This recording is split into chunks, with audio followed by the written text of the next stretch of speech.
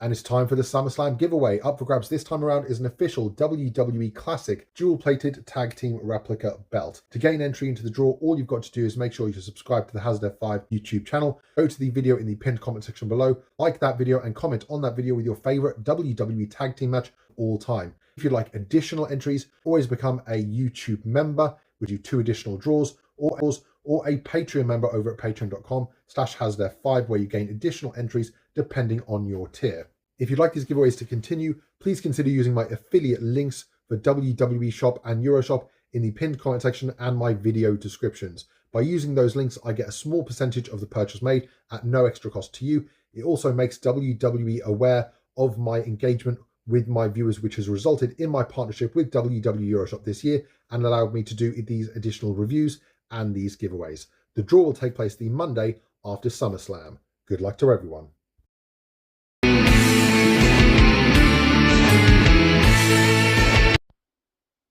What's up, YouTubers? This is Hazard F5 back with a brand new video, and today is going to be my top 10 favourite championship designs held by the immortal Hulk Hogan. Now, I was in 2 minds about whether or not to actually do a Hulk Hogan themed video, and if I was going to do one, I wasn't going to do it in the days following his passing, so I decided to leave it while I'm currently recording this on Friday morning, over a week after his passing.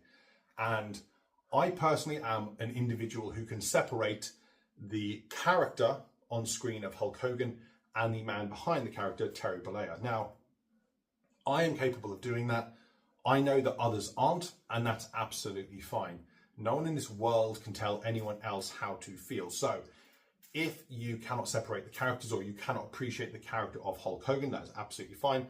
Feel free to click off the video or sound off in the comments. That is completely your choice. I do ask, though, that you respectfully keep it PG, as I do have kids occasionally browsing my videos at my content. Now, Hulk Hogan himself, without question, impacted the industry in a number of ways.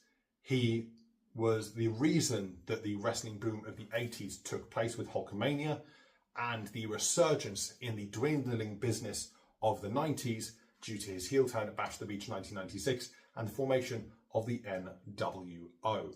Now, I've just finished watching the lovely tribute video by Wrestling Bios on the career of Hulk Hogan, and he puts it way more eloquently than I ever could, in that without Hulk Hogan, wrestling would not be what it is today.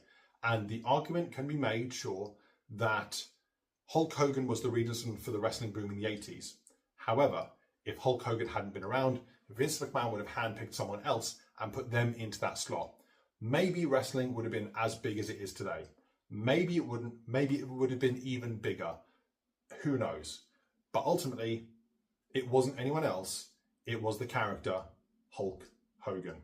Through his career in the 80s and the launch of WrestleMania, all the way through to his iconic run in WCW, giving it that initial boom in 1994 when he beat Ric Flair for the WCW World Heavyweight Championship Big Gold at Bash of the Beach at that year's event, all the way through to 2 years later when he turned heel, joining the Outsiders, Kevin Nash and Scott Hall, forming, in my opinion, the most influential and important faction in the history of pro wrestling, the New World Order. So, in this video today, I'm going to be talking about my top 10 favourite championship belt designs held by Hulk Hogan. Now, when I say designs, more accurately, I mean styles. Now, while Hogan has been champion many, many times, he hasn't actually held that many different championship belt designs. Most of the designs that he actually held were during his initial 4-year run as WWE champion in the 80s and 90s, where he was champion for 4 years and had a number of different belt variations during that run, but most of which were an adaptation of the previous design. So in this video, if a belt style, to me personally, looks visually different enough, I will list them as separate entries. For example, the all gold winged eagle and the dual plated winged eagle will have separate entries in this list. However, the Hogan 86 and 87 championship, which had the same plates but different leather styles and a gold tip on one and not the other, those will be combined into one entry. So, which is your personal favourite Hogan championship design? Let me know in the comments, and let's get into it. And we are kicking off our list at number 10 with the big green championship belt the title that started Hulkamania, when Hulk Hogan captured the championship from the Iron Sheik, winning his first WWE championship. This belt wouldn't last very long before it was replaced with what would come to be known as the Hogan 83 championship. This belt was big, bulky, and relatively underrated in my opinion. I don't think the green strap did it many favours. I like the aspect of the champions being on the side plates with the names and dates in which they won and lost the championships, somewhat reminiscent of the modern day customized side plates for each individual champion. In at number 9, we have the WWE Tag Team Championships that Hulk Hogan won in 2002 along with Edge on the July 4th edition of Smackdown. These were the Attitude Era Tag Team Championships made by J-Mar, and while not as nice in my opinion as the Reggie Parks variation of these designs, these were still lovely looking championships with the globe in the center, the world in red going across, along with the stylized banners and the eagle at the top. Hogan's reign with these titles would be short-lived with Edge, and these would be the only tag team championship titles that Hogan would ever win in his career. In at number 8, we have the original IWGP Championship belt.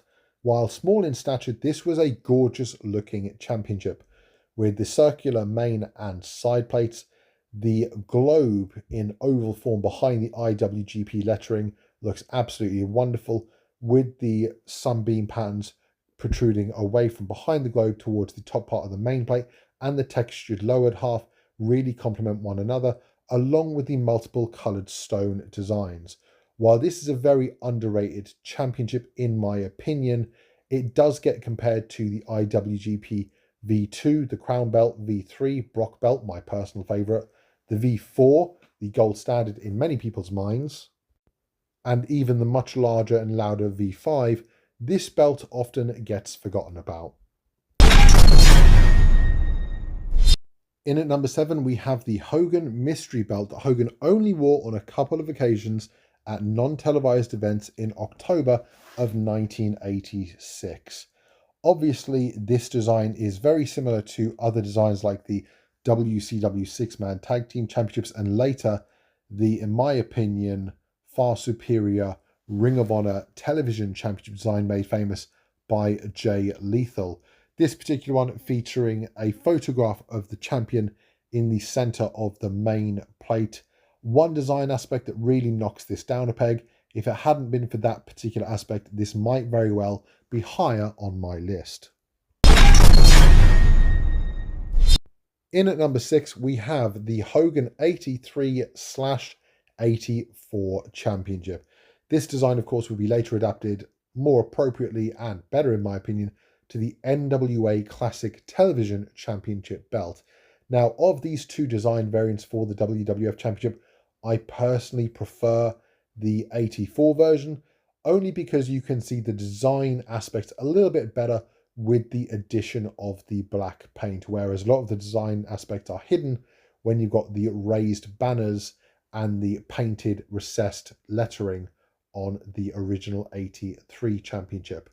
While I do also prefer the 83's strap, as it came on double laced leather like the classic NWA domed globe, whereas the 84 came on a regular tool strap, which in my opinion didn't look as nice. At number 5, we have the Hogan 86/87 Championship design, even though it actually debuted in 85. This championship was the essential, I guess you'd call it, prototype to the common/traditional championship belt with the large globe in the middle, the black painted banners, the logo featured prominently at the top of the championship.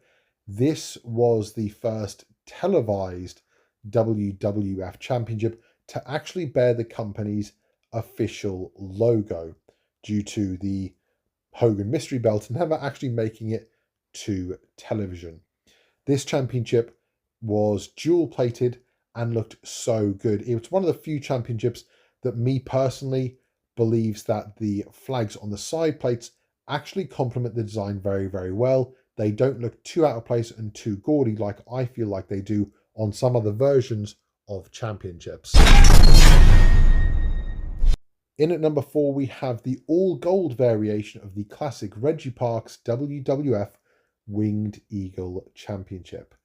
This design and style was a championship that Hogan held in the later stages of his full-time WWF career. Of course, this was the championship that he captured in the infamous ending of WrestleMania 9, with the controversial fashion in which he challenged Yokozuna for the title following Bret Hart dropping the championship to the Samoan. This is one of the instances where Hulk Hogan's politicking seemingly soured him in the eyes of wrestling fans, and in the years that have followed, things have seemingly only gotten worse, with Hogan essentially or allegedly promising to drop the title back to Bret Hart down the line and then reneging on that promise. Of course, this is how wrestling works, and politics are part of the game, unfortunately, but that doesn't take anything away from Hogan's run with the iconic gold variation of the Winged Eagle Championship. Just ahead of that, in number 3, we have the original dual-plated Winged Eagle variation of the championship. While it went through different variations with different length bars and different paint jobs, the dual-plated Winged Eagle, in my opinion, visually is slightly better than the all-gold variation. While I only got into wrestling in the 90s and have more of a personal appreciation, history and entertainment-wise for the all-gold version, the dual-plated aesthetically pops more in my opinion, with the main etched areas being nickel in colour. It allows the gold on the eagle, the bars and the sunburst patterns to pop all that more. Of course, Hogan was the man who debuted this particular design all the way back in February of 1988 at the main event, when he headed to the ring for his match against Andre in a rematch from WrestleMania 3. Of course, in a backstage segment just before the match, Hogan was wearing his old Hogan 87 championship in a pre-taped segment, but wore the classic dual-plated Winged Eagle title to the ring, only to lose it in controversial fashion to Andre due to a crooked referee's fast count, which would then lead to the title tournament at WrestleMania. In at number 2 is the undisputed WWF Championship belt that Hogan captured from Triple H at Backlash 2002 before dropping it to The Undertaker at Judgment Day the following month, involving a match with the worst chokeslam in history. This championship is my personal favourite WWF/WWE design of all time. Now, I know many people disagree with that. Many people consider it to be the Winged Eagle or other designs, but to me, this was just perfection. One common complaint I noticed from fans about this particular variation of the design, the version 1, the WWF style of the belt, was that it was too small and looked like a toy, when in actuality, according to the dimensions of the Ring Used Championship, this was still larger than the Winged Eagle Championship, which many people praise as the best design of all time. But to me, with the much larger eagle at the top of the main plate arching around, encompassing the plate with the large globe in the centre, the addition of the black paint helping it contrast to the gold, along with the stylized stars swooping out from the sides and the nameplate at the bottom, reminiscent of the big gold belt that it partly replaced, just screams world champion in my opinion. And speaking of the big gold, in at number 1 is the original Crumrine big gold belt that Hulk Hogan held on a number of occasions, whether it was the original or the black strapped re-leathered version that Hogan debuted with at Fall Brawl in 1999, or the black painted or even red painted NWO variation. The Crumrine to me epitomizes a world heavyweight champion. combined with the fact that it didn't feature any company logos, made the belt look that much more important to me as a kid watching it on television. The gold and the silver popping so nicely on television. This is the championship that got me into wrestling belts, got me into collecting, got me into making lists, got me into making reviews, and everything else in between. And I know that when many people think of the big gold belt, the two names that do come to mind are either Ric Flair, which it is for me, or Hulk Hogan. Me personally, it goes Ric Flair, but shortly followed by the icon Sting. Just a gorgeous looking championship. I've always loved the 3-plate look, and this looked so different to all other belts used both then and to this day, setting it apart as the definitive wrestling championship in my opinion. Like I said at the beginning of this video, some can separate the character Hogan from the man Terry Bollea. For this list, I hope you've enjoyed this walk down Hulk Hogan's championship memory lane, and feel free to list off your favourite Hogan held championships in the comment section below. Let me know if you disagree with my list and why. I'm sure most of you do, and I'll catch you as always next time.